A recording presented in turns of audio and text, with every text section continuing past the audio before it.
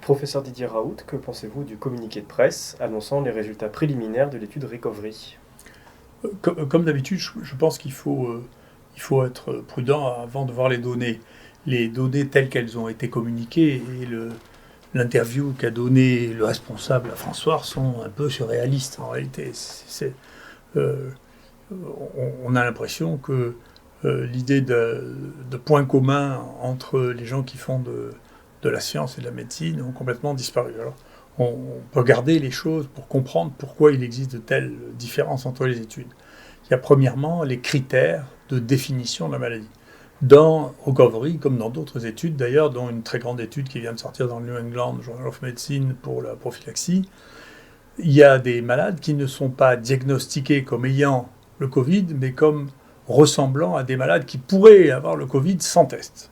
C'est un truc qui est extrêmement étonnant, d'autant que, comme beaucoup de ces études ont été faites avant qu'on commence à connaître la maladie, le vrai critère le plus important pour faire le diagnostic, a posteriori, des gens qui avaient le Covid est le fait de ne plus sentir les odeurs, l'anosmie. Et celui-là n'était pas connu au départ, n'était pas identifié.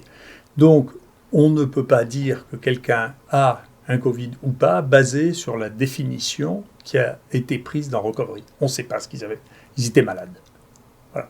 Et donc, on ne sait pas quelle est la proportion de ceux qui n'ont eu aucun test de confirmation parmi ceux qui ont été testés. Ce qui est quand même étonnant, un pays comme l'Angleterre, qu'on ne puisse pas faire un test pour inclure ou non un malade, montrant qu'il a bien la maladie pour laquelle on va le traiter. C'est spectaculaire.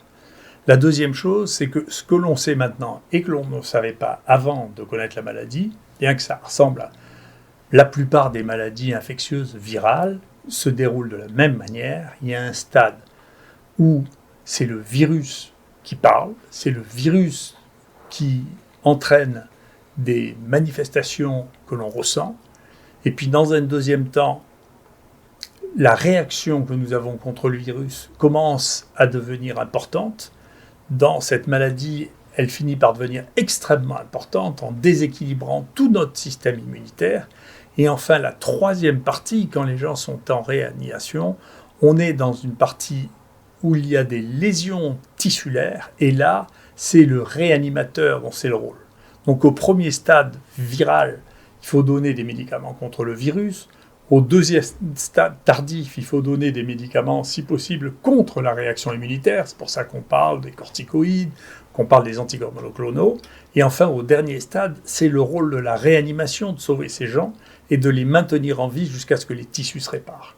Donc on ne peut pas prévoir le même médicament pour les trois stades de la maladie. Tout ça, c'est des essais qui ont été faits avant même de commencer à comprendre la maladie. C'est pour ça qu'on ne peut pas faire les essais avant de commencer à comprendre la maladie. La troisième chose, c'est les doses qu'on donne.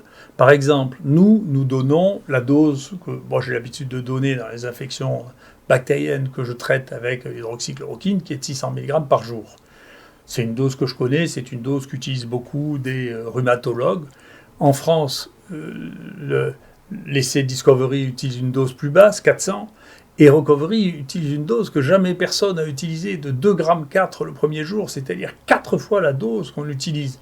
Alors, la bonne nouvelle, c'est que, manifestement, l'hydroxychloroquine n'est pas toxique, parce qu'avec 4 fois la dose qu'on utilise, il ne s'est rien passé sur le plan cardiaque, alors qu'il y a 15 jours, on me disait qu'ils mouraient tous de troubles du rythme cardiaque. Donc, au moins, c'est un bon essai pour évaluer la toxicité. Et on voit que la toxicité, même à ces doses-là, est très faible, puisqu'ils n'ont pas annoncé de toxicité associée à ça. Ensuite, il y a le suivi. La plupart de ces études ne rapportent pas de suivi virologique. Donc, encore une fois, les malades qui sont très tardifs n'ont même plus de virus. On ne trouve même plus de virus quand on les teste, dans la plupart des cas. Mais ceux qui ont encore des virus, la manière de savoir si on arrive à les guérir, à enlever le virus, c'est de faire des tests pour les virus. La plupart des études n'ont même pas les moyens de faire ces tests, en dépit du fait que c'est dans les pays très riches. Nous, quand on a inclus des malades, bien entendu, on a suivi régulièrement leur PCR pour savoir s'ils étaient toujours positifs, leur charge virale, parce que c'est un des éléments majeurs pour évaluer l'efficacité. Et puis, enfin, la mortalité. c'est incroyable, en fonction d'une étude à l'autre, les mortalités qui sont rapportées. Et là, dans les deux groupes, il y a à peu près 25% de mortalité. Il faut savoir qu'en France, dans la mortalité des gens hospitalisés, c'est moins de la moitié ça. Donc on se demande où ils sont allés chercher les malades. Même nous, à Marseille, en réanimation, j'ai regardé les chiffres, la mortalité à 28 jours, elle est de 15,6% en réanimation. Comment on peut avoir des mortalités à 25%? Et si vous passez d'une étude à l'autre, vous avez au début les Chinois qui ont été pris par surprise ont rapporté des mortalités de l'ordre de 46%. Et puis ensuite, il y a des études qui ont rapporté des mortalités de 20%.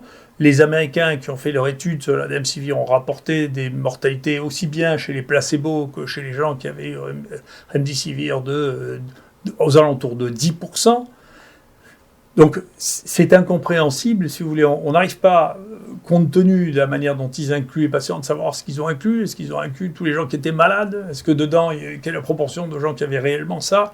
On ne comprend pas comment ils ont soigné. Écoutez, honnêtement, nous, quand vous rentrez dans une réanimation, ici, vous avez 2 fois plus de chances d'en sortir que quand vous êtes dans cette étude quand même. Donc ça pose des questions de fond sur de quoi parle-t-on, qu'est-ce qu'on compare, qui c'est qui fait ces études, comment on a pu valider des doses de cet ordre-là. D'ailleurs, les Indiens, donc c'est le monde qui devient à l'envers, c'est les Indiens qui disent maintenant à Oxford, vous ne savez pas utiliser l'hydroxychloroquine parce que vous utilisez des doses qui sont 4 fois celles que nous, on utilise.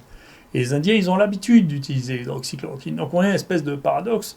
On ne comprend plus du tout ce qui se fait de manière institutionnelle et officielle parce que il semble que les éléments de base de la connaissance, en particulier sur ces maladies et sur ces médicaments, aient complètement disparu. Donc il y a une vraie question. Et donc on peut voir apparaître à peu près n'importe quoi. Sauf que, après, avec le temps, et c'est ce qui sort, on verra bien la mortalité. Il faudra faire des acrobaties pour cacher le nombre de morts qu'il y aura eu dans cet épisode-là. Et on verra bien les différences de mortalité qui seront le faiseur de paix, l'arbitre. Ça sera où est-ce qu'on est plus mort. Et pour l'instant, c'est dans les pays les plus riches dans lesquels on a pensé, on était obsédé par l'idée de faire des essais thérapeutiques avant même de connaître la maladie, que la mortalité est la plus élevée. Merci.